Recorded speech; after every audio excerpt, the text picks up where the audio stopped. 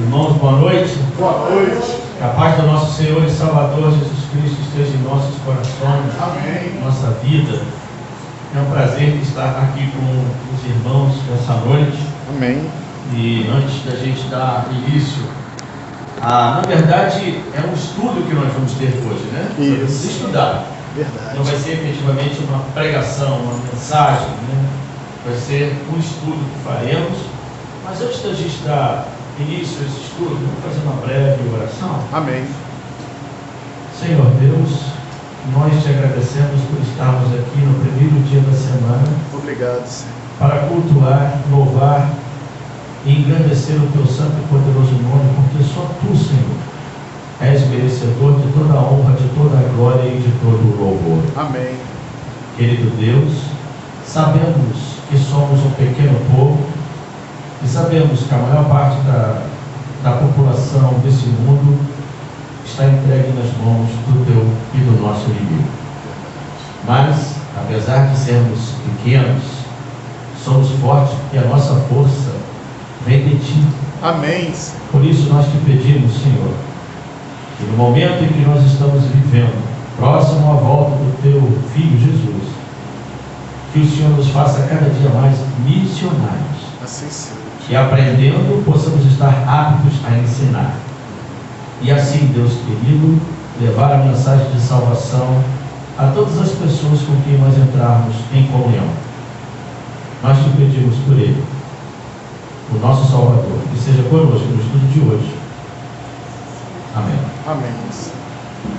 Irmãos, antes da gente entrar propriamente na mensagem dessa noite, eu queria alertar os irmãos de que nós estamos vivendo no presente momento no sexto selo.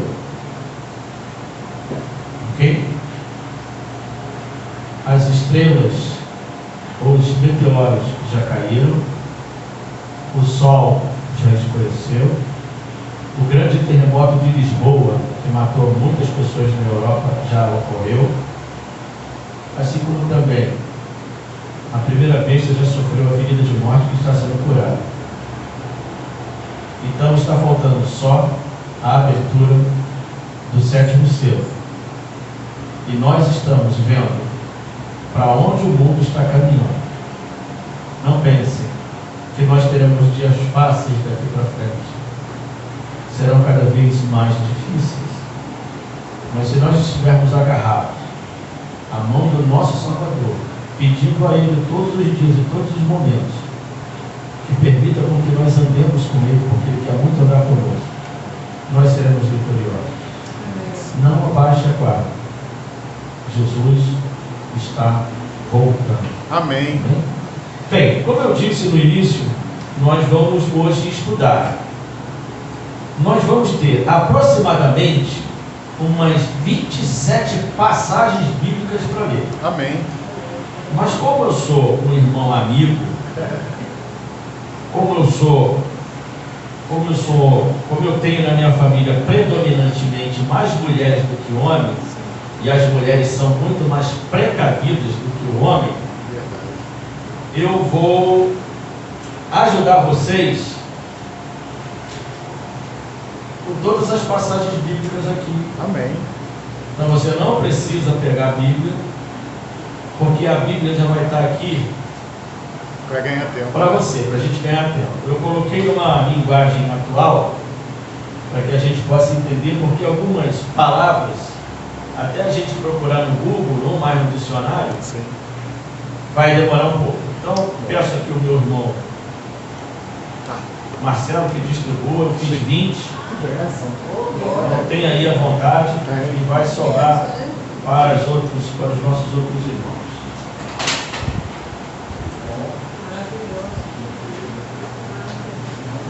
Nós estamos aí divididos, nós estamos participando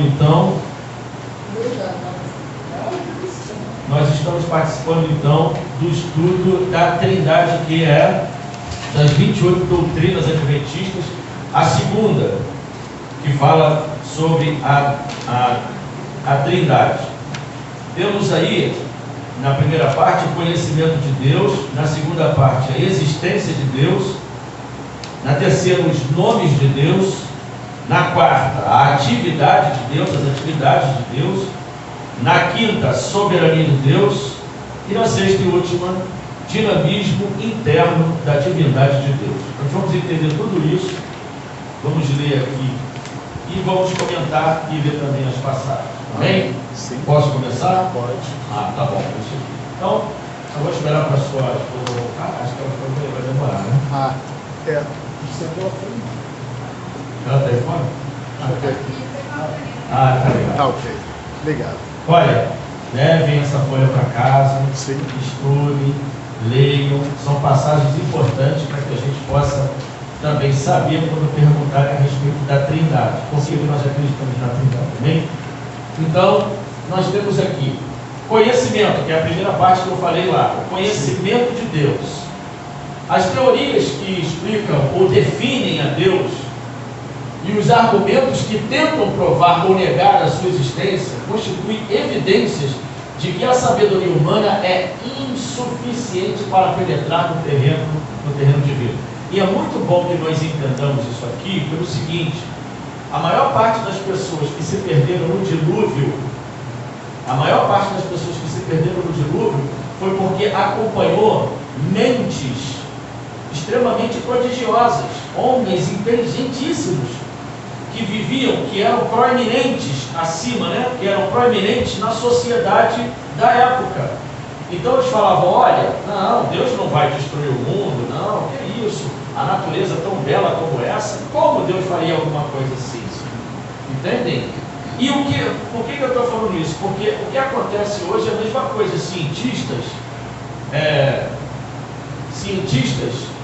tentam explicar Deus, teorias tentam explicar a existência de Deus, mas a nossa mente é extremamente, muito pequenininha para poder entender a grandiosidade do nosso Deus. Querem ver uma coisa? Outro dia eu estava conversando com meu filho, Deus sempre existiu. E o pai, eu não consigo entender. Eu também não. Eu não consigo entender, pai. Verdade. Ele sempre existiu. Ele não tem mãe, ele não tem pai, ele existe desde a eternidade. Pai, é difícil entender. É justamente. Conhece o presente, passado e futuro. Justamente ele conhece tudo. Ele não teve começo? Não teve. É muito difícil. Então, não percamos tempo com isso. O importante é que ele existe. Agora nós vamos falar, como nós já anunciamos, sobre a Trindade. Nós não podemos amar a quem nós não conhecemos. Alguém ama alguém que não conhece, não. E isso só acontece quando nós temos um relacionamento, né? Entre marido e mulher. Começa no namoro. Poxa, eu gostei do Marcelo porque ele é moreninho, bonitinho, tem um sorriso bonito, né? É inteligente. Me afeiçoei com ele. E assim começa, né? Os primeiros contatos. O relacionamento vai acontecendo e aí o amor vai se intensificando. Não é isso? Então, a gente não conhece a Deus simplesmente através de investigações. Faz-se necessário que nós tenhamos com Ele o quê? Relacionamento. Um relacionamento. E aí na primeira passagem nós lemos então a resposta para essa pergunta. Então, de que modo nós poderemos conhecer e amar o Criador? Aí lá na primeira passagem está escrito lá, Jó 11, eu botei na linguagem de hoje: será que você não pode desvendar os mistérios de Deus ou descobrir a perfeição do Todo-Poderoso? Essa é uma pergunta que Jó faz. Aí a gente percebe já no segundo slide aqui que a resposta aparece em 1 João,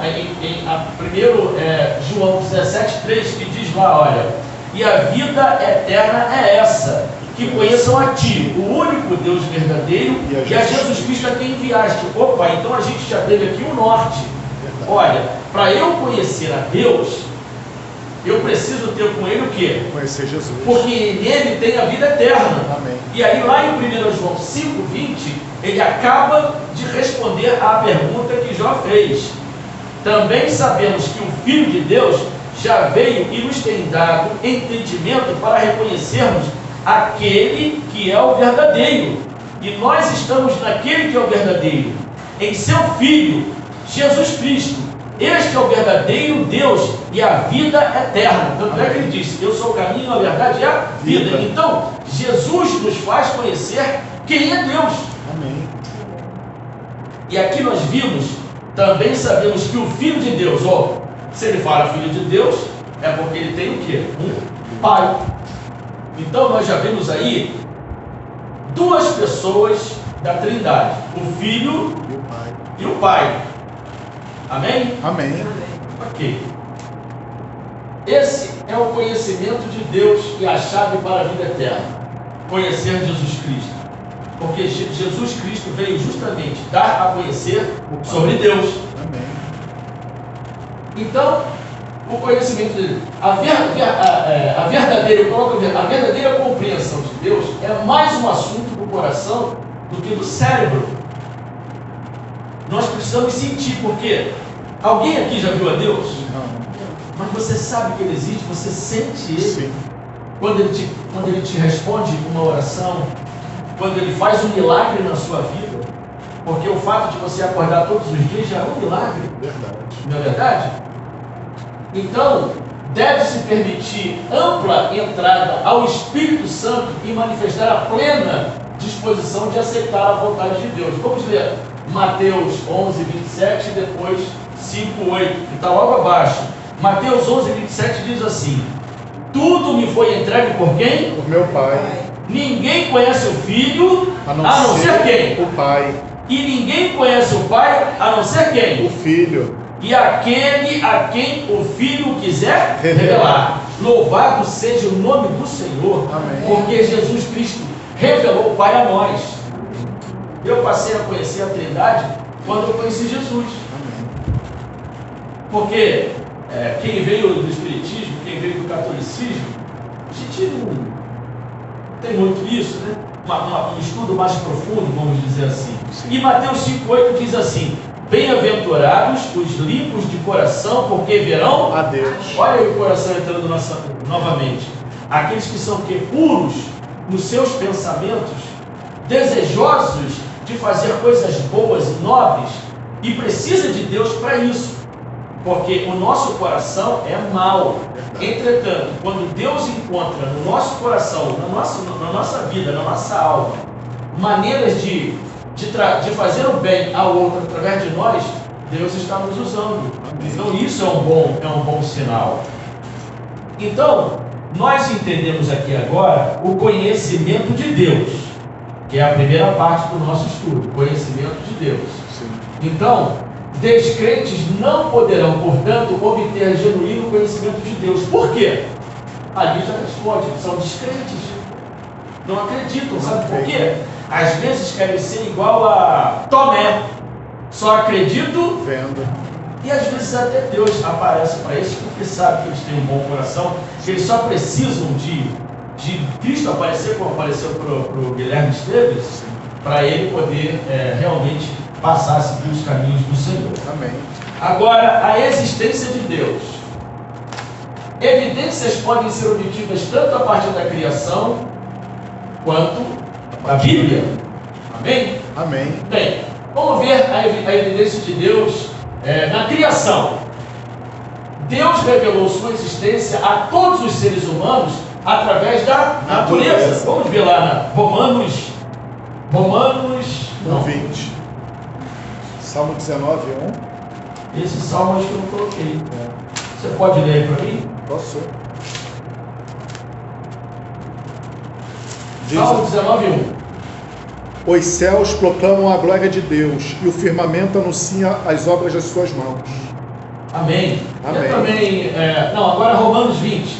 Eu optei por Romanos 1, 20. Isso, aqui está um... Diz assim, olha, Romanos 1, 20. Presta atenção, irmãos.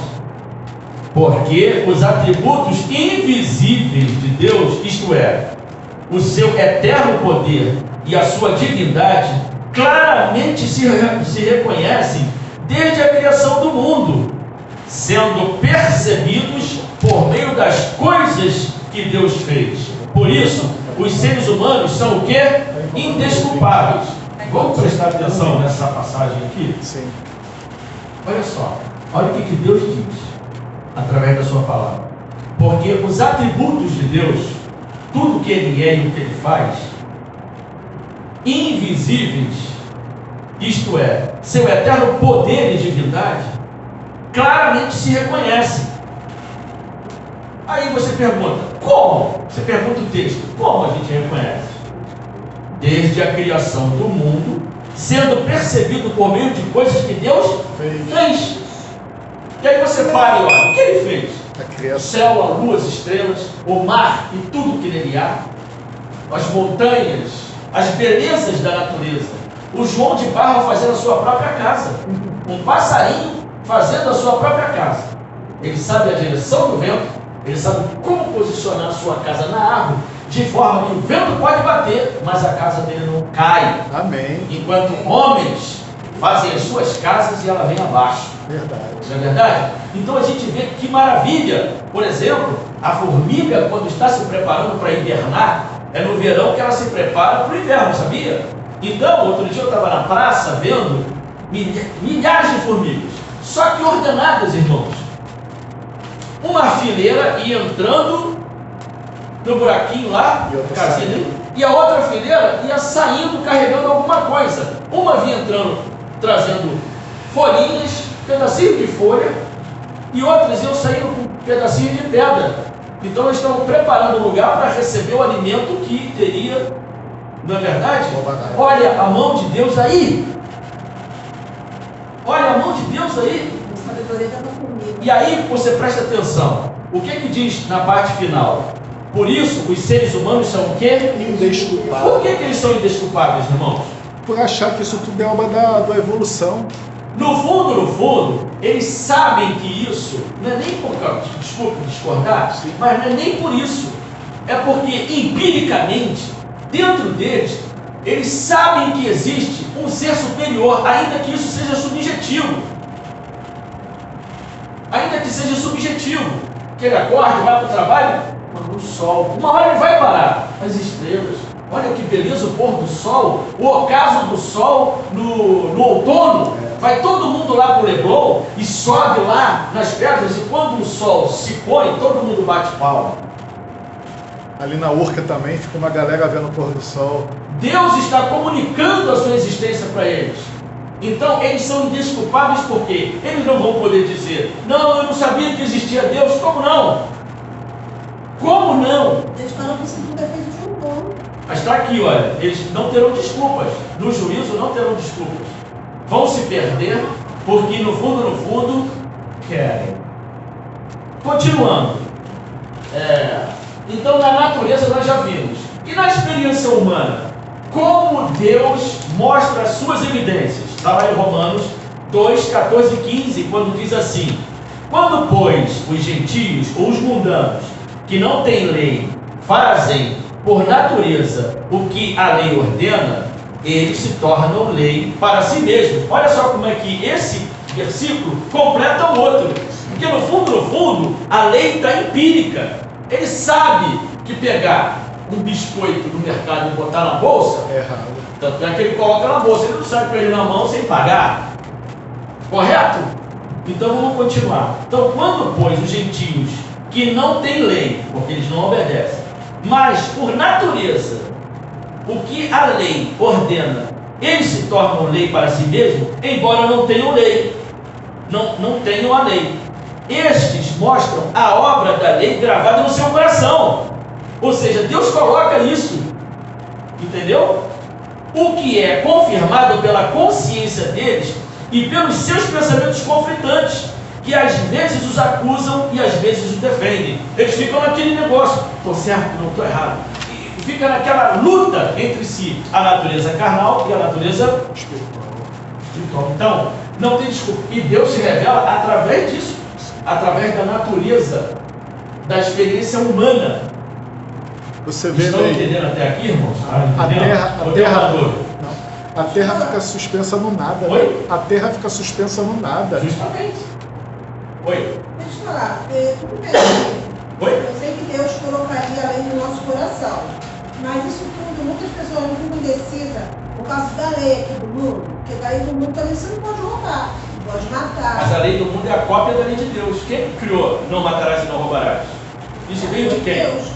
Então, isso está empírico nele. Tanto é que os homens criaram, na verdade, eles copiaram, mas existe a lei do país. Uma lei muito parecida. Não, é igual, naturalmente é igual, porque se você, no caso da lei de Deus, ela é muito mais, ela tem consequências eternas.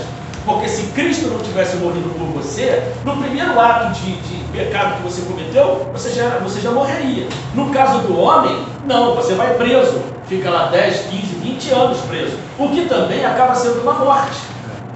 Você perde uma vida dentro de 4 paredes, uma vida inteira. E aí você se pergunta, valeu a pena? Não é verdade?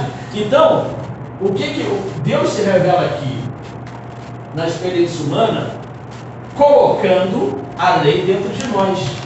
Amém. Ou a mulher não sabe, a mulher casada não sabe que quando ela está dando bola para o outro homem, ela está traindo a lei de Deus e consequentemente quem? O seu marido. Verdade. Ou o próprio homem, quando trabalha viajando e tem a sua esposa em casa, a esposa não vendo, ele está fazendo coisas erradas lá também. Tanto é que ele faz as escondidas. Alguém trai mostrando para o outro, então isso está empírico. E olha que a lei da traição no Brasil já parece que nem existe mais. Ney, o relato de José, ele fala de maneira nenhuma pecarei contra Deus. Ele poderia falar pecar contra Potifar, né? Ele falou não, de modo nenhum pecarei eu contra meu Deus, né? Quer dizer, o pecado é contra Deus, sim, não é sim. contra pessoas. E ele estava num lugar onde, no fundo, sabia-se que era errado. Porque presta atenção, mas no Egito a lei era outra, não era não, porque José foi preso. Sim. Se ele foi preso, porque tinha uma lei. Verdade. Não é verdade? Enfim, só que a esposa de Potifar estava acostumada a fazer isso com seus empregados. Porque Potifar mesmo era eunuco. Ele não tinha relação com a sua esposa.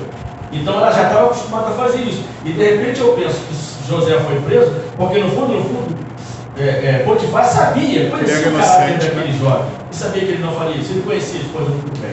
E aí nós vemos na parte final aqui, essas revelações divinas são responsáveis pela ideia intuitiva de que Deus, de Deus que prevalece entre aqueles que não possuem acesso à Bíblia. Ou seja, o ímpio pode nunca ter pego na Bíblia, mas no fundo, ele sabe o que é certo e o que é errado.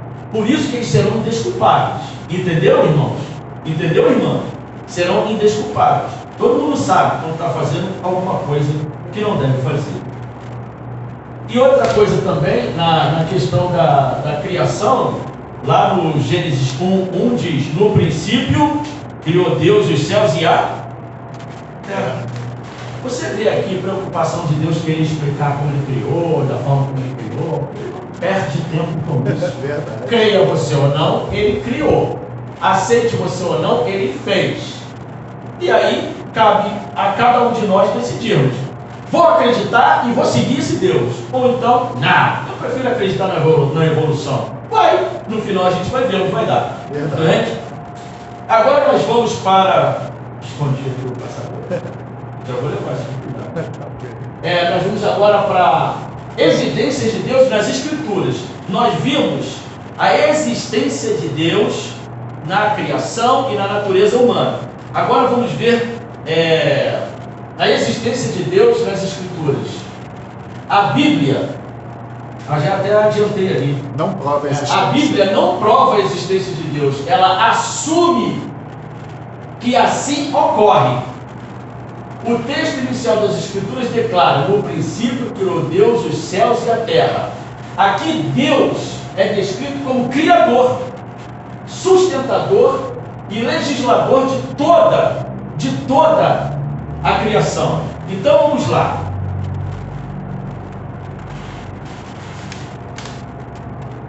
Gênesis 1. Poder divino. Gênesis 1 a gente já viu.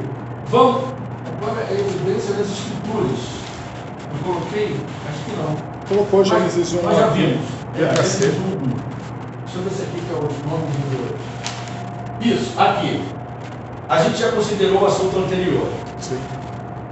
o Deus das Escrituras, nós podemos considerar que Deus é revelado através de seus nomes, suas atividades, pelos seus atributos a Ele associados pelos autores bíblicos. Então vamos lá. O primeiro, vamos prestar atenção aqui agora.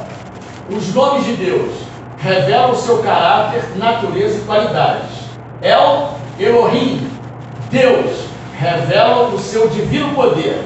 O Todo-Poderoso, Gênesis 1, como nós já acabamos de ver. Agora vamos ler Êxodo 20, verso 2, que diz assim: Eu sou o Senhor, seu Deus, que te tirei da terra do Egito, da casa da servidão. Ele se coloca como Deus Todo-Poderoso, porque ele fez com um braço forte, libertou o povo de Israel do Egito. Primeiro veio logo com as 10 pragas, abriu o mar vermelho, 40 anos caindo o pão do céu. Amém? Amém.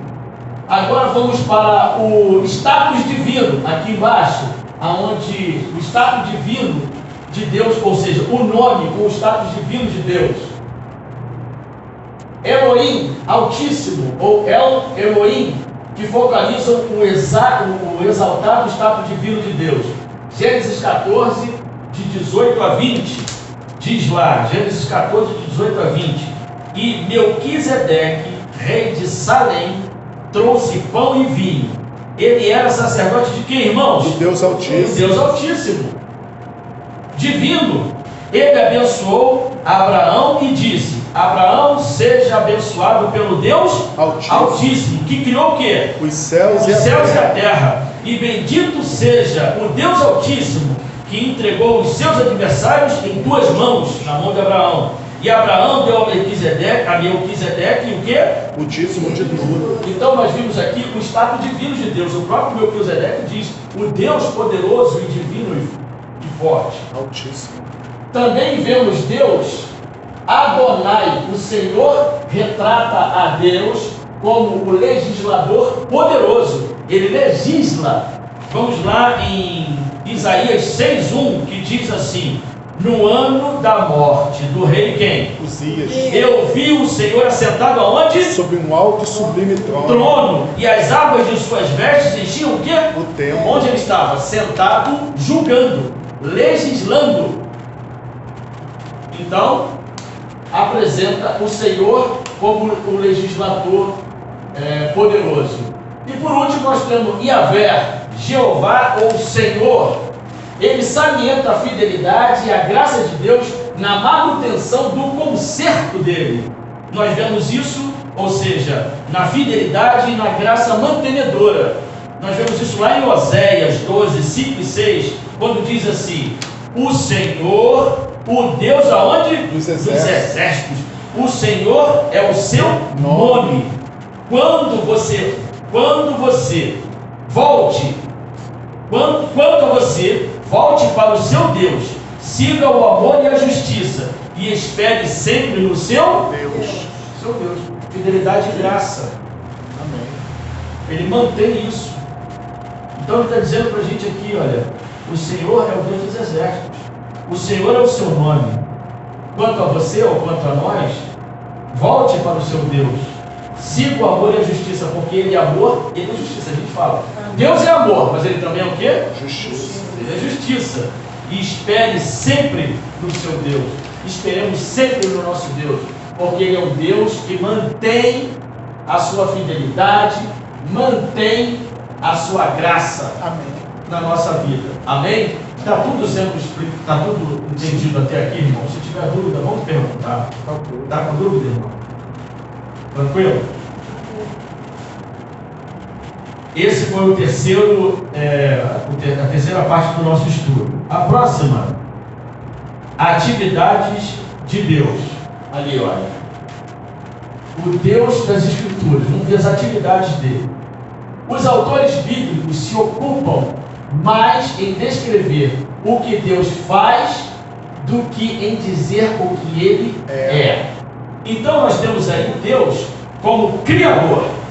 Vamos lá em Salmos 24:1, quando diz assim: Ao Senhor pode ler. Ao Senhor pertence a terra e a sua plenitude, o mundo e os que nele habitam. Tem dúvida. Verdade. Ninguém veio aqui do macaco. Amém. Nós somos de Deus. Ele nos criou. Até os ímpios que estão lá fora, que um dia eu estive lá também, todos são dele. Sabe por quê? Porque todos, uns têm vida, outros respiram, mas de qualquer forma andam, se comunicam e tudo mais. Então tudo é dele, tudo. Nada é do homem.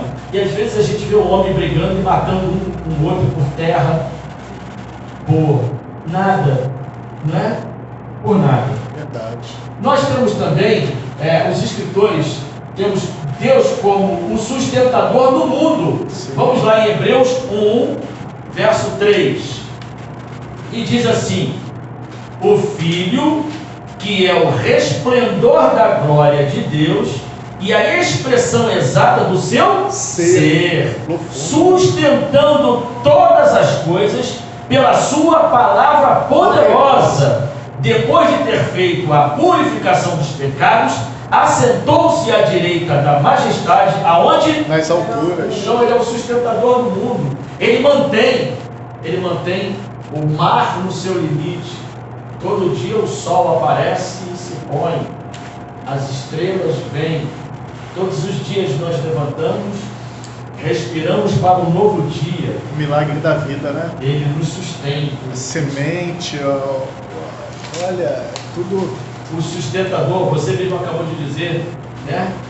O nosso planeta, ele fica em cima de nada. Agora olha só que maravilha. A Lua gira em torno do planeta Terra. E o planeta Terra gira em torno do Sol. E eles mantêm a distância exata. Porque se a Lua se aproximar um pouco mais da Terra, os mares invadem as ilhas e até alguns continentes. E se o Sol se aproximar? Ney, e o mais incrível disso tudo é que o Sol está em movimento. O Sol é como um cometa e os planetas vão interlaçando ele e não sai da sua órbita. Justamente. Olha, é tudo perfeito. E falar que isso é obra da evolução E ele sustenta isso. Assim como também não nos falta o que comer, não nos falta o que beber e não nos falta o que vestir. Verdade. Temos os nossos lares. Se existem aqueles que moram na rua, esses, se quiserem, Deus pode lhes fornecer uma vida digna também. Deus não faz acepção de pessoas. Sabe uma coisa que eu fico conjecturando comigo mesmo, né? A ordem de Deus foi crescer-vos e multiplicar-vos e povoar a terra. A gente já parou para perceber que tudo que tem no subsolo é tudo que o ser humano precisa para viver? Sim. Até os fertilizantes, quantas jazidas tem, Deus ele sabia que ia precisar para alimentar essa multidão de 7 milhões de pessoas. Então ele criou jazidas de tudo, né? Como as jazidas que vêm lá da Rússia, e ele espalhou isso pelos países para que houvesse o quê? Um equilíbrio. E uma interligação entre os países. Olha, eu preciso do teu arroz, mas você também precisa do teu feijão. E ela precisa da cenoura que o outro. E assim vai, né? Olha como que Deus ama. E ele sustenta. Eu passei do lado de um carro, eu estava com meu filho, e passei do lado de um caminhão cheio de frutas, legumes e verduras. Eu falei, olha só, filho, tá vendo aí como é que Deus provê o alimento? Está tudo dentro das caixas aí. Deus não deixa faltar o alimento para o ser humano. Já pensou se Deus não deixa mais nascer nada na terra? Vocês lembram da viúva de Sarepta, né? Só tinha o que para ela? Só um pouquinho de azeite e de farinha, né? Para fazer o último bocado de pão. Mas o que ela fez? Alimentou Naquele momento, o profeta Elias, ele estava representando quem ali? a Deus. E ela pensou assim, não, primeiro Deus, depois eu. E o que Deus fez com ela? Sustentou ela. Assim como Ele nos sustenta também. Então não precisa ficar com medo, não precisa ficar temeroso, porque quando a gente fica com medo e fica temeroso, a gente coloca em dúvida o poder de Deus. Aí como Ele vai agir? Porque o próprio inimigo vai falar assim, eu não acredito em você não, vai à igreja, fica participando de estudo, ó. Aí ó. Ney, você falou que Deus deu o maná no Egito, né? Mas durante esses 40 anos as suas roupas não se desgastavam e nem suas sandálias. Justamente. Quer dizer, é Ele. Olha, 40 anos e a roupa... E nem envelheciam, tá? Olha. Porque Moisés morreu com uma força de um jovem ainda. Amém. Amém? Nós temos também ali o nosso Deus como Redentor e Salvador. Diz lá em 2 Coríntios 5,19, a saber que Deus estava em Cristo, fazendo o que, irmãos? Reconciliando. O mundo, não levando em conta os pecados dos seres humanos e nos confiando a palavra de quê? Da reconciliação. Reconciliação. Amém. Jesus veio no dia exato, na hora exata, no momento exato. Ali ele começou, desde pequenininho, aprendendo com a natureza. Os anjos vinham para conversar com ele e explicar todas as coisas. Quer dizer, ele teve que aprender tudo aquilo que ele ensinou. Né? É uma coisa assim, meu Deus, a gente vai ter uma eternidade para estudar isso aí. E aí ele foi crescendo e tomou pé de tudo aquilo que ele tinha que fazer. E aí ele veio para reconciliar, porque estava cortada a relação entre os seres humanos e Deus. E o Filho veio e ligou novamente o céu e a terra. Amém. Por isso que nós temos ali a cruz do Calvário, né? A cruz do Calvário assim simboliza a ligação do céu, da terra com o... E ela assim, a ligação de um homem. Então ali está a lei de Deus, né? Os 4 primeiros mandamentos assim, e os últimos assim. Amai a Deus sobre todas as coisas e ao seu próximo como a ti mesmo. Você já tinha parado para pensar nisso? Não. Bem, também vemos nas atividades de Deus, ele estabelece planos, ele faz planos.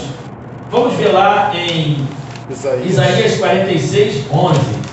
Chamo uma ave de rapina desde o Oriente, de uma terra longínqua, vem o homem do meu conselho.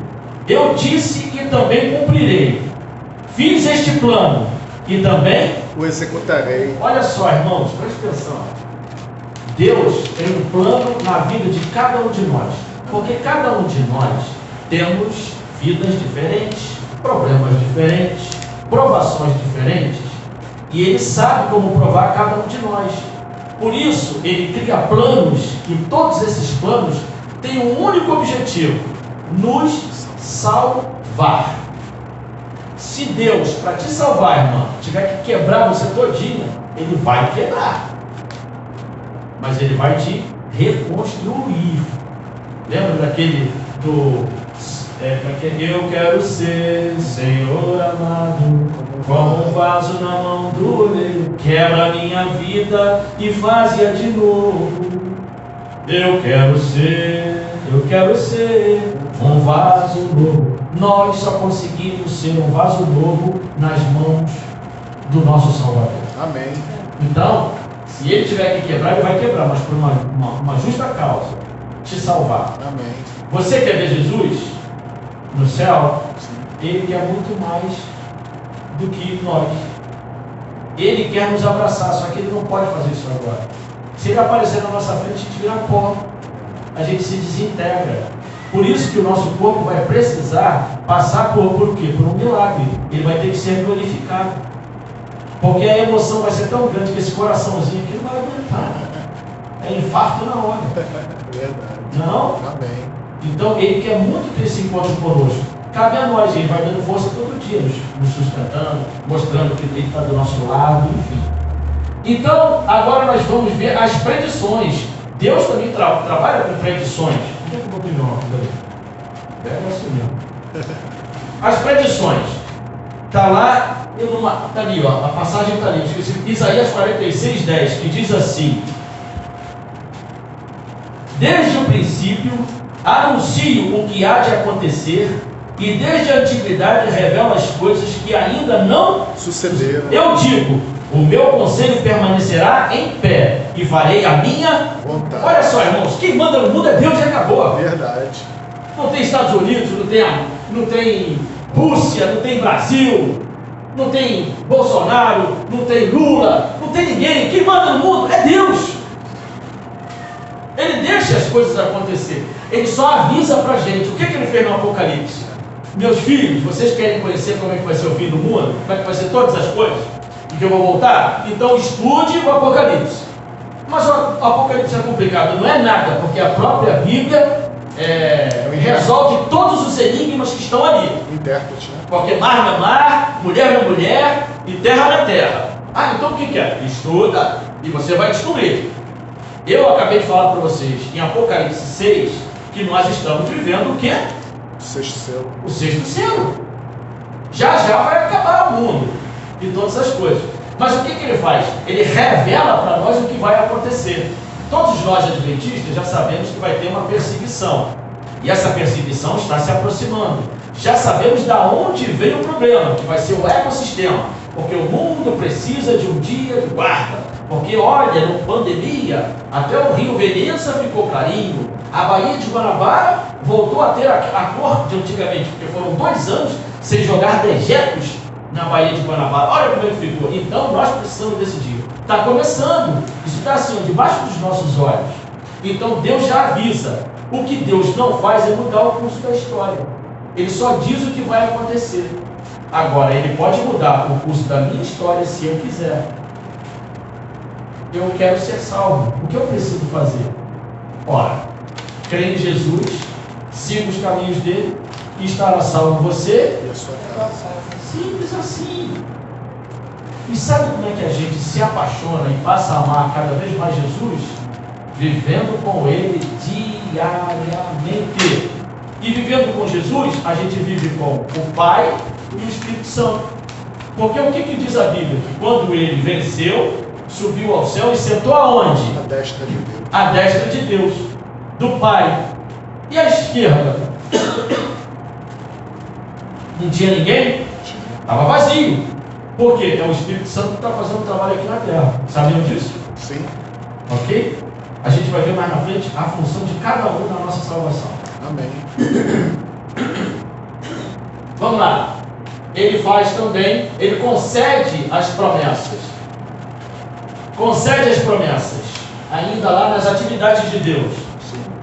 Concede as promessas, 2 Pedro 3,9. Eu escolhi essa passagem, 2 Pedro 3,9, porque tem Deuteronômio 15,6, mas eu escolhi a 2 Pedro 3,9, que diz assim: o Senhor não retarda a sua promessa. Por quê, irmãos?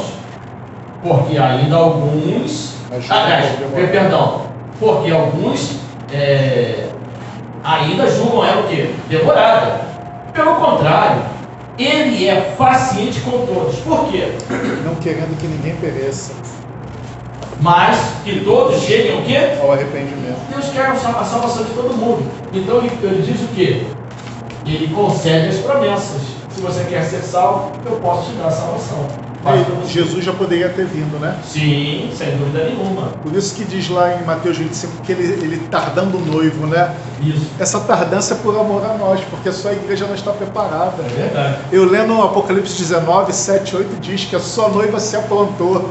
Quer dizer, o problema com a vinda do Jesus não está com ele, está com a sua igreja. Exatamente. E a gente vê a igreja dormindo. Parte dela realmente, toda a igreja dorme, né? Só uns que vão acordar, a metade, né? Como diz ali. Então, qual é a outra atividade de Deus também? Perdoar o quê? Pecados. Pecados. Diz assim, olha, que guarda a misericórdia em 1000 gerações, que perdoa a maldade, a transgressão e o pecado, ainda que não inocente o culpado, e visita a iniquidade dos pais nos filhos, e nos filhos dos filhos, até a 3ª e 4ª geração. Ele é um Deus orgânico, Ele perdoa, Ele quer você para Ele, porque Ele te criou. É triste porque muitos vão se entregar ao pecado e vão deixar de viver eternamente. E até esse momento vai ser um momento doloroso, mas até de justiça com o próprio pecador que vai se perder. Imagina essa pessoa viver para a eternidade num mundo que não se preparou. Vai ser um tédio eterno, vai ser uma depressão eterna, viver num lugar que não está acostumado. Aqui todo mundo louva a Deus, você vai louvar, pode pagode. Não, o quê? Não gosto de comer essas comidas aí não. Não tem um boizinho não? Não tem um churrasquinho? Como essa pessoa que não se preparou? Enfim. Ou não aceitou a transformação, porque muitos vão morrer pelo carne, mas serão transformados, naturalmente. Bem, agora vamos ver os atributos de Deus, que são incomunicáveis. vida em si próprio. Eu acho que pulei essa. Pulei sim. Eu fui para a soberania de Deus, não é isso? Vamos ler aí essa primeira, João 5,26, lê para mim aí. Lê sim. Olha, no afã de querer fazer, eu acabei pulando para fazer. Não, tá ótimo. Porque assim como o Pai tem vida em si mesmo, também concedeu ao Filho ter vida em si mesmo. Isso é muito importante. Vocês coloquem depois, Sim. Marcelo, depois faça essas passagens. Tá. Porque Ele é a própria vida. Deus não tem vida, Ele é a própria vida. Amém. Ele tem vontade independente. Lê pra gente aí Efésios 1,5, Marcelo. Tá aqui, né? Isso. Efésios 1,5. Acho que tá. Não tá aqui também não. Não, não tá aí não, não tá aí não. Ah, tá. Então vou ler. Efésios 1,5. Vamos pegar a Bíblia rapidinho aqui agora. Diz assim: nos predestinou para Ele, para a adoção de filhos, por meio de Jesus Cristo, segundo o beneplácito de sua vontade. Vontade independente. Amém. Também, olha, a onisciência de Deus. Eu vou ler aqui Jó 37,16, que diz assim, 37,16 diz assim: Tu tens tu notícia do equilíbrio das nuvens e das maravilhas daquele que é o perfeito em conhecimento?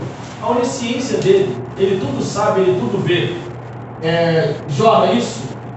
Jó 37,16. A onipresença dele, Salmo 139, não, Hebreus 14, 4, 13. Hebreus 4, 13. Irmão, me desculpem eu ter pulado isso aí, Não, é que mas acho que foi no momento que minha É que as mulher passagens são tirou a minha atenção. Hebreus 4, 13. Lê pra gente aí. E não há criatura que não seja manifesta na sua presença.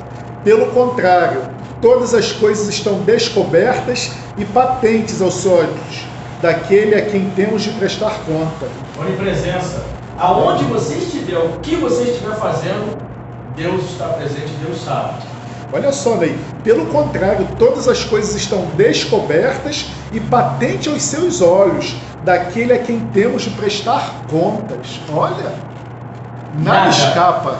Nada escapa aos olhos de Deus, nada. E nós temos ali eterno, Salmo 92 diz assim: antes que os montes nascessem e se formassem a terra e o mundo, de eternidade a eternidade, Tu és Deus. Amém? Amém. Agora vamos para os atributos. Esse será que eu fiz ou não? Eu acho que não. Não. Também não. Só está o dinamismo aqui. Irmão. É assim, Eu achei que tivesse feito tudo bonitinho, né? tá ótimo. Mas vamos lá. O amor, Romanos 5,8, a gente sabe que Deus é amor. É verdade. A graça, Romanos 3,24, a gente pode depois anota aí para ler em casa. A misericórdia, Deus é misericordioso, senão nós não estaríamos nem aqui agora. É verdade. A longanimidade, é isso, esse também é um fruto do Espírito, longanimidade. E a longanimidade está difícil, as pessoas saem do sério. Eu posso ler esse Salmo 145,9? Pode. O Senhor é bom para todos, e suas ternas misericórdias permeiam todas as suas obras. Olha só, Amém. Todas as suas obras. Lê 2 Pedro aí. Minha irmã, lê 2 Está com a Bíblia aí? 2 Pedro 3,15. A gente já está acabando, a gente já está partindo para o final. 2 Pedro 3,15. Vê aí vamos ver a longanimidade de Deus. Bonito também, né? Já prepara Salmo 99,9 aí, Marcelo. 15, né? 3,15, Por isso, amados, aguardando estas coisas, procurai que dele sejais achados imaculados, irrepreensíveis em paz. Amém. Amém. Isso fala sobre a justiça, né? Amém. Não. Longanimidade. Isso. A longanimidade dele. Marcelo, a santidade. Exaltai ao Senhor nosso Deus e prostrai-vos ante ao seu santo nome, porque santo é o Senhor nosso Deus. Amém. E a justiça de Deus? Vamos abrir aí lá em João 17, 25. É mais rápido. João 17, 25. João 17, 25 diz assim, posso ler? Pode. Diz assim: Pai justo, o mundo não te conheceu, eu, porém, te conheci, e também estes compreenderam que tu me enviaste. E o galardão? Lá no último livro, Apocalipse 22, 12, né? verso 12. Dê pra gente aí, Marcelo, já está Eis aí. que venho sem demora, e comigo está o galardão que tenho para retribuir a cada um segundo as suas obras. Amém. E Ney, 1 João? Aqui joga por terra que todos terão o mesmo castigo eterno, né? Não, Se é. ele vai retribuir cada um segundo as suas obras, então não quer dizer que todos receberão a mesma sentença. Cada um vai, até mesmo os ímpios, sabia? Sim. Uns vão queimar mais rápido que o outro. É, Sabia, irmão? porque senão ele diria que o Uns vão castigo queimar seria por igual dias, outros vão queimar rápido. Estavam muito instantaneamente. próximos à salvação e assim, não aceitaram a Cristo. E vamos ver aqui a verdade. 1 João 5,20. 1 João 5,20 já está na mão aí, Marcelo? Posso pegar aqui? É. Vamos lá. 1 João 5,20, fala aí. Diz assim: também sabemos que o Filho de Deus é vindo e nos tem dado entendimento para reconhecermos o verdadeiro, e estamos no verdadeiro em seu Filho, Jesus Cristo. Este é o verdadeiro Deus e a vida eterna. Foi a primeira passagem que nós lemos, né? Isso. Foi, não, foi a 1 João? Isso, foi a terceira passagem que nós lemos. Então nós completamos aqui os atributos de Deus. Ele é amor, ele é a graça, ele é misericordioso, ele é longânimo, ele é santo, ele é justo, galardoador, ele nos concede o galardão segundo as nossas, e também ele é a verdade. Agora vamos ver se tem a soberania de Deus. Isso aí eu fiz. A soberania de Deus, ele trata ali. A soberania de Deus é claramente ensinada nas Escrituras. Lá em Daniel 4, segundo a sua vontade, ele opera, não há quem lhe possa deter. Então, Daniel 4,5. Porque todas as coisas tu criaste, sim, por causa da tua vontade vieram a existir e foram o quê? Criadas. Amém. Então, e vamos lá, predestinação. A Bíblia revela o pleno controle de Deus sobre o mundo. Ele predestinou pessoas para serem conformes à sua imagem. Vamos ler lá agora então Romanos 8, está no papel. Sim. 8, 29 e 30, que diz assim: pois aqueles que Deus de antemão conheceu, ele também o que? Predestinou para serem conformes à imagem de seu Filho, a fim de que ele seja o primogênito, filho primogênito entre muitos. Ou seja, Cristo se tornou humano e ele é o primogênito de todos nós. Amém? Amém. E o que diz aqui? Nós somos predestinados. Existe predestinação? Na salvação todos foram. Predestinação, sim. Existem aqueles que acreditam que alguns são predestinados para a morte. Esse aí já nasceu já para morrer eternamente. Não. Para ir para o inferno, não. O desejo de Deus é que todos se salvem, né? Mas nem todos querem, né, Ney? Justamente, nem todos querem. Deus pode antecipadamente Deus pode ver antecipadamente todas as decisões individuais que serão tomadas, mas em sua presciência ele não determina quais devem ser estas escolhas. A predestinação bíblica consiste no efetivo propósito de Deus de que todos aqueles que crerem em Cristo sejam salvos. Então, ele sabe, minha irmã, qual vai ser suas decisões em alguma coisa que vai acontecer amanhã, ou depois de amanhã, a irmã também, todos nós aqui, ele sabe, mas ele não faz o quê? Ele não usa a sua presciência para mudar as coisas. Ele não usa isso. O que ele busca é imprimir a pessoa de Cristo na nossa vida para que a gente tome a decisão o quê? Correto. A decisão correta. E nós vemos isso lá em predestinação humana, que diz lá em João 1,12, está aí no papel, que diz assim: mas todos quantos o receberam, deu-lhes o poder de serem o quê? Filhos de Filhos de Deus. Deus, a saber. Aos que creem o seu nome. Então, olha só aqui, só é filho de Deus quem crê em Jesus. E quem não crê em Jesus é o quê? Filho do diabo. Criatura. Verdade. Criatura. E só tem vida quem tem Jesus. Porque ele diz assim: eu sou o caminho, a verdade e a vida. E quem não tem Jesus? Só respira. É um morto espiritual, né? Se morrer, só perdeu a respiração, porque o morto já estava. Olha como é sério a coisa. Extremamente sério. O próximo, o conhecimento antecipado. O conhecimento divino a respeito daquilo que os homens irão fazer não interfere em suas decisões. A presciência de Deus jamais viola a liberdade humana. Nós podemos escolher o que nós quisermos. E aqui nós vemos a Cidade Santa, é uma animação, né? Aqui nós vemos a Cidade Santa e aqui nós vemos uma multidão de perdidos liderado pelo inimigo para avançar. Esses aqui se perderam. E vai ser assim mesmo, igual grãos de areia do mar. Eu não quero estar lá. Nem Pela você. primeira vez, toda a raça humana vai estar viva, né? Só que uns dentro e outros Isso fora aí, da uns cidade. dentro e outros fora da cidade. Ok? Singularidade, o dinamismo interno da divindade. Nós ainda estamos nesse. Israel cria na existência de um Deus único. O Novo Testamento estabelece a mesma ênfase quanto à unidade de Deus. Essa ênfase monoteísta não contradiz o conceito cristão de um Deus triuno ou trindade. Ou seja, eu acredito num Deus, mas ele dividido. Então não contradiz o monoteísmo em relação a isso, entende? Pluralidade, aqui sim a gente vê a pluralidade. Apesar de ser um Deus, eles são três.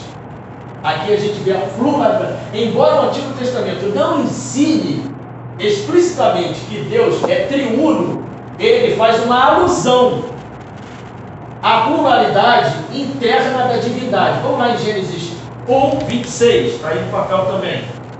Gênesis 1, 26. A gente já está acabando. Façamos o homem, né? Olha aí. O que diz lá? E diz: façamos o homem à nossa imagem, conforme a nossa semelhança. Tenha ele domínio sobre os peixes do mar, sobre as aves dos céus, sobre os animais domésticos, sobre toda a terra e sobre todos os animais que Rastejam.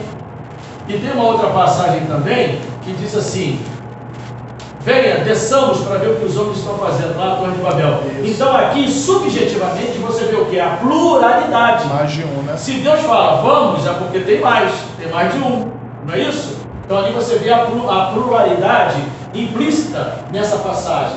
Então existem também várias referências que distinguem a pessoa do próprio, do Espírito Santo de Deus. Vamos lá em Gênesis. Isaías 40. Isaías. Em Gênesis 1, 2, que diz assim: a terra era o que?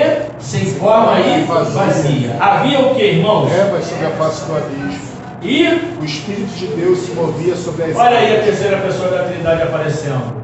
Ele estava na criação. Isso. E vemos também Isaías 48, 6. E vemos também ele aonde? Não existe distância entre pessoas da divindade, não existe distância entre as pessoas da divindade triuna. Todas elas são divinas e assim compartilham de seus poderes e qualidades divinas. Eles são poderosos igualmente, mas cada um tem a sua personalidade, vamos dizer assim, mas são perfeitos. E continua: embora a divindade não seja apenas uma pessoa, Deus é um em propósito, ou seja, eles têm um caráter igual, né? Mente e caráter igual. Esta unicidade não oblitera, ou seja, não para, né? Não apaga as personalidades distintas do Pai, do Filho e do Espírito Santo. Tampouco a existência dessas personalidades separadas destrói o conceito do monoteísmo das Escrituras, de que Pai, Filho e Espírito Santo são únicos, ou seja, eles são separados, mas essa separação não apaga a personalidade distinta de cada um. Um é o Pai, o outro é o Filho e o outro é o Espírito Santo. Mas por que eles são um? Por que eles formam um? Em caráter, em perfeição, em poder. Quando a mulher e o homem se casam, o que eles formam? Uma só carne, né? Mas Ela tem a personalidade dela e ele tem a personalidade dele. Mas ambos andam em comum acordo para que a vida deles sigam próspera e sempre de forma crescente. Pode haver uma discussão, né, assim, não, eu não concordo com isso, o que de repente pode acontecer com eles também. Vamos fazer tal coisa? Talvez eu não pense que nesse momento está da gente criar. A gente sabe que quando Cristo veio para morrer, 3 vezes ele teve reunião com o Pai. Você sabe disso, né? 3 vezes ele se reuniu com o Pai. Então ali ele estava tentando dissuadi-lo. Não é verdade? É profundo isso. Continuando. Dentro da divindade existe uma distribuição de funções. Deus não duplica desnecessariamente o serviço. Ordem é a primeira lei do céu. E Deus opera através de modos ordenados. Essa organização parte da unidade interna da divindade. Mas antes disso, eu queria ler aqui ainda, que a gente não leu, não sei se vai passar aqui agora, deixa eu ver. Tá, acho que está aqui. Então, o que a gente entende aqui? Dentro da divindade existe o quê? Uma distribuição de funções. Cada um faz alguma coisa. Entende? Deus Pai, Deus Filho e Deus Espírito Santo. A gente vê isso no plano da salvação, justamente. Né? É muito distinto o que cada um faz. Justamente. E aí nós vemos aqui, olha, Deus não duplica desnecessariamente o serviço. Ou seja, eu não faço 2 serviços. Né?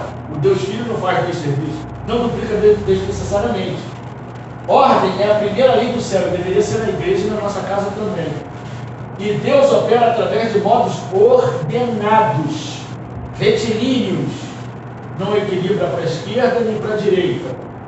Essa organização parte da unidade interna da divindade, porque eles são perfeitos. Amém.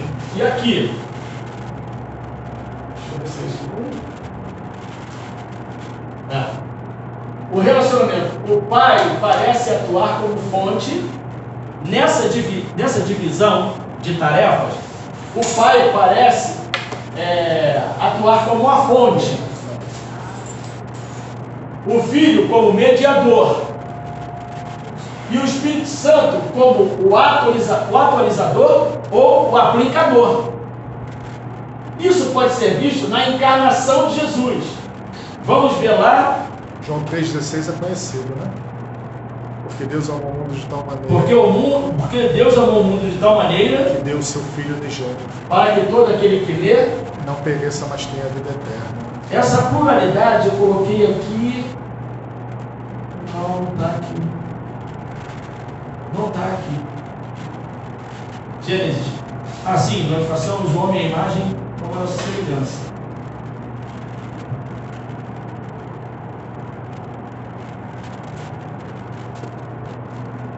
Eu acho que eu parei aqui. Quer ler Mateus 1, não? Quero ler. Lê Mateus 1. Qual versículo? Eu peguei só o batismo, por isso que eu estou me perdendo ali. Vai. Mateus 1, versículo 16. Não, 18. 18. E 20. Ora, o nascimento de Jesus Cristo foi assim: estando Maria, sua mãe, desposada com José. Sendo... Não, tá aqui. Tá aqui? Tá. Perdão, irmão. Então, aqui nós vemos a presença do Pai, do Filho e do Espírito Santo. Cada um na sua função. Vamos lá. Pai, Filho e Espírito Santo. Mateus 1, 18 e 20. O nascimento de Jesus foi assim. Estando Maria, a sua mãe, estava comprometida para casar com quem? Com José. Mas, antes de se unirem, ela se achou grávida pelo Espírito Santo. Enquanto ele, José, refletia sobre isso, ele ficou meio atordoado. Eis que lhe apareceu o quê? Um anjo da onde? Do Senhor, dizendo: José, filho de Davi, não tenha medo de receber Maria como esposa, porque o que nela foi gerado É do Espírito Santo. Agora vejam bem aqui a função de cada um. Vejam bem aqui, olha. Quem colocou Jesus lá no útero de Maria? O Espírito Santo. Aonde estava Jesus? Mediador. Já estava começando como mediador. E aonde aparece Deus aí, irmãos? Deus Pai. Onde aparece? O anjo do Senhor. Isso aí. Deus enviou um anjo, né? Do Senhor para falar. Vai lá e fala com José para ele ficar tranquilo, porque está tudo certinho. Explica para ele o que está acontecendo, que ele vai entender. Amém. Olha, entenderam? Olha a presença dos três aí. A gente não tinha visto, Essa não. Fica subindo aqui mais alto. No batismo fica claro, né, Ney? Agora vamos ver no batismo de Jesus. Lá no batismo de Jesus, que aparece a última passagem de hoje, não é isso? Está lá em Lucas 33, 21 e 22. Ao ser todo o povo batizado, olha Jesus aparecendo, Jesus também foi batizado. E aconteceu que, enquanto ele orava, o que aconteceu? O céu se abriu. E olha a segunda pessoa, o Espírito Santo desceu sobre ele em forma corpórea como pomba. E do céu veio uma voz que dizia: Este é o meu filho amado, em quem me agrada. Olha o pai aparecendo. Os três ali foi distinto, né? Então você vê a presença dos três. Bem, agora acabaram as passagens. Em sua distribuição interna de funções diferentes, membros da divindade executam tarefas distintas para a salvação do homem. O trabalho do Espírito Santo não acrescenta coisa alguma à perfeição e eficácia do sacrifício empreendido por Cristo na cruz. Nada. Ele simplesmente coloca no coração. O que ele coloca no coração? A justiça. O que o Espírito Santo vem fazer? Nos convencer do pecado, da justiça e do juízo. Simples assim. E guiar o povo de Deus a toda a verdade. Justamente. Cristo é o mediador entre Deus e o homem. E estabelece o nosso vínculo de união com a divindade. Então Cristo é que nos une ao Pai. Amém. Jesus é o caminho, a verdade e a vida. Seguindo por Ele, andando com Ele e fazendo a vontade dEle, nós temos vida. Nós estamos no caminho certo. E nós vamos sempre saber da verdade, como nós sabemos. O mundo vai realmente acabar. Amém. As boas novas acham-se centralizadas numa pessoa e não apenas numa prática. Então não adianta a gente fazer coisas para ser salvo. Nós precisamos aceitar Jesus para sermos salvos.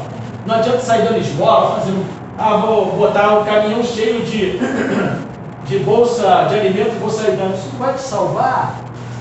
Às vezes você não fazendo nada disso, você vai se salvar.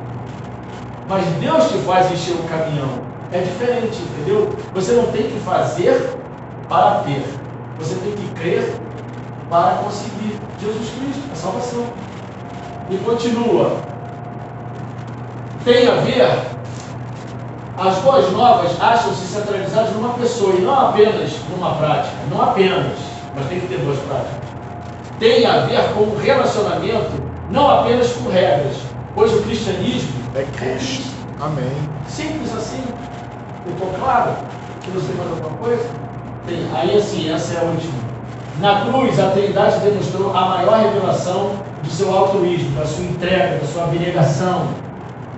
Foi aquela a nossa mais elevada revelação de Deus.